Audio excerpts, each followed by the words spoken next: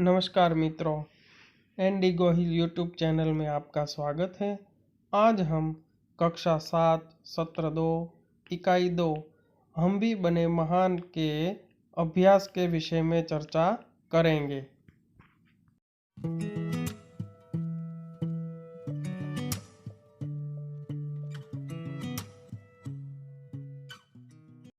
मुख्य प्रश्न 1, निम्नलिखित प्रश्नों के उत्तर दीजिए।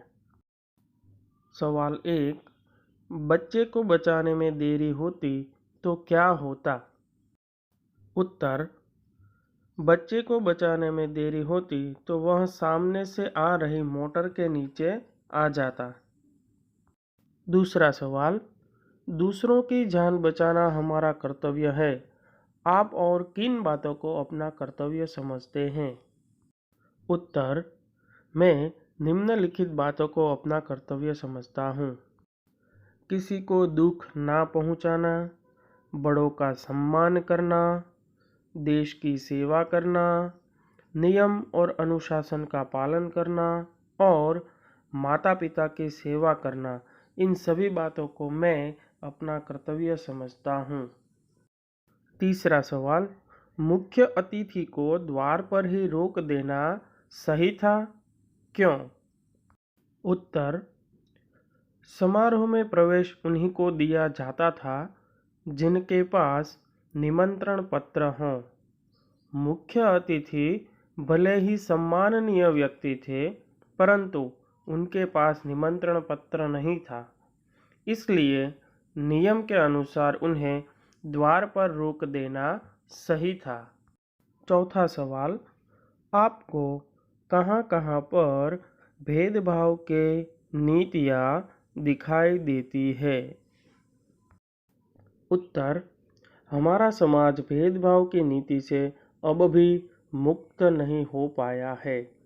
परिवार में बेटा बेटी का, समाज में अमीर गरीब, ऊंच नीच, जाति पाति का भेद देखा जाता है। सरकारी और निजी कार्यालयों में वरिष्ठ और कनिष्ठ के बीच भेदभाव की नीति दिखाई देती है। पांचवा प्रश्न, सफल होने के लिए हमें क्या करना चाहिए? उत्तर, सफल होने के लिए हमें लक्ष्य के प्रति जरा भी लापरवाह नहीं होना चाहिए। लक्ष्य को पाने के लिए लगातार अभ्यास करना चाहिए। अभ्यास के समय दिखाई देने वाली अपनी त्रुटियों को दूर करना चाहिए। छठा सवाल, आप किसको प्रामाणिक इंसान कहते हैं? उत्तर, जो व्यक्ति अपनी मेहनत की कमाई के सिवाय और किसी धन का उपयोग नहीं करता, उसे मैं प्रामाणिक इंसान कहता हूँ। प्रामाणिक दुकानदार वस्तु का सही दाम लेता है। प्रामाणिक अधिकारी कभी किसी से रिश्वत नहीं लेता। ऐसे लोगों को मैं प्रामाणिक इंसान कहता हूँ। मुख्य प्रश्न 2, आपने कोई घटना या प्रसंग सुना हो या पढ़ा हो, उसे कक्षा में कहिए। कक्षा में प्रस्तुत की गई घटना या प्रसंग में से किसी एक को अपनी भाषा में लिखिए। उत्तर, मैंने अपनी कक्षा 7 के पाठ्य पुस्तक में से मालवजी और शिवाजी के प्रसंग को पढ़ा है। आज मैं उसी के विषय में बात करूँगा। एक दिन शिवाजी अपने शयन कक्ष में सो रहे थे। उसी समय एक बालक उन्हें मारने के लिए तलवार लेकर आया। वह बालक जैसे ही शिवाजी पर वार करने जा रहा था कि तानाजी ने उसे रोक लिया। इतने में शिवाजी की आंखें खुल गई। शिवाजी ने उस बालक से पूछा, तुम मुझे क्यों मारना चाहते थे? इस बातचीत के दौरान शिवाजी को पता चला कि वह अपनी ही सेना के एक सैनिक का पुत्र है, जो अपने पिता की वीर गति के बाद अपनी मां के साथ रहता था और अत्यंत विकट परिस्थिति में अपना गुजारा चला रहा था। यह बात सुनकर शिवाजी को बहुत दुख हुआ। अंत में शिवाजी ने उस लड़की की सभी बातें सुनी और उसके दुख दर्द को समझा और उस लड़के को जो मृत्यु की सजा दी थी वह माफ़ कर दी और उसे अपनी सेना में भर्ती कर लिया। मुख्य प्रश्न 3 चर्चा कीजिए। पहला विषय है, यदि पक्षी बोल पाते तो पेड़ों की कटाई के विषय में वे आपसे क्या कहते? उत्तर, कुछ पक्षी मुझे पेड़ काटते हुए देखकर वहां आए और बोलने लगे, अरे भाई, तुम यह पेड़ क्यों काट रहे हो? यहाँ पर तो हमारा आश्रय स्थान है। उनमें से कोयल बोली, इसकी हरियाली देखकर प्रसन्नता के मारे मैं कूकने लगती हूँ।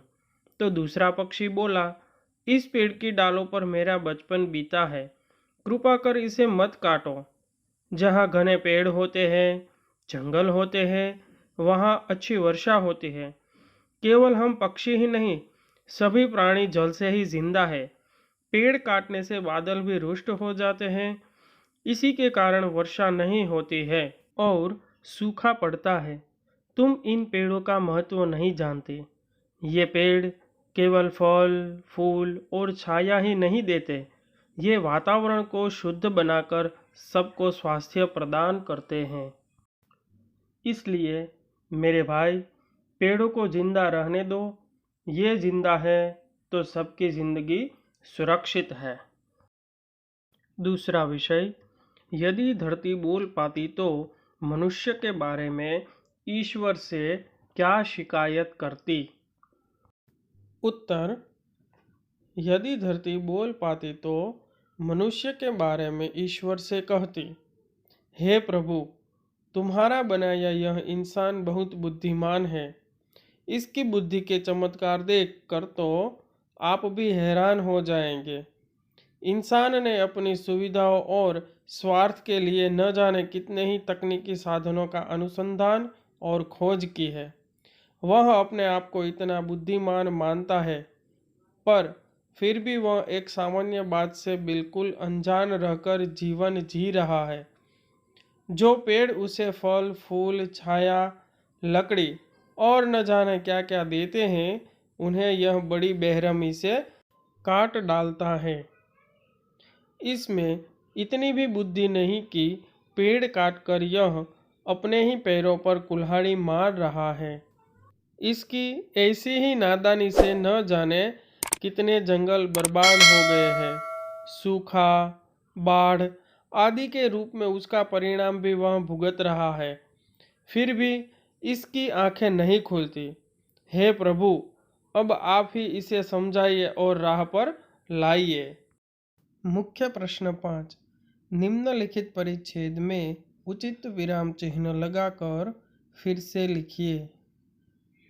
उत्तर, बात पुराने समय की है। उन दिनों देवताओं और दानवों में युद्ध होता रहता था। दोनों पक्ष मिलकर एक बार प्रजापति के पास गए। वहां जाकर बोले, मान्यवर, हम दोनों ही आपकी संतानें हैं। बताइए कि हम दोनों में बड़ा कौन है? दूसरा परिच्छेद, समय वह संपत्ति है जो प्रत्येक मनुष्य को प्रगति की ओर ले जाती है। जो लोग इस धन का उचित विनियोग करते हैं, शारीरिक सुख तथा आत्मिक आनंद प्राप्त होता है। इसी के द्वारा मूर्ख चतुर, निर्धन धनवान और अज्ञानी ज्ञानी बन सकता है। संतोष या सुख मनुष्य को तब तक प्राप्त नहीं होते जब तक कि वह उचित रीति से समय का उपयोग नहीं करता। क्या तुम मानते हो कि समय निसंदेह एक रत्न राशि है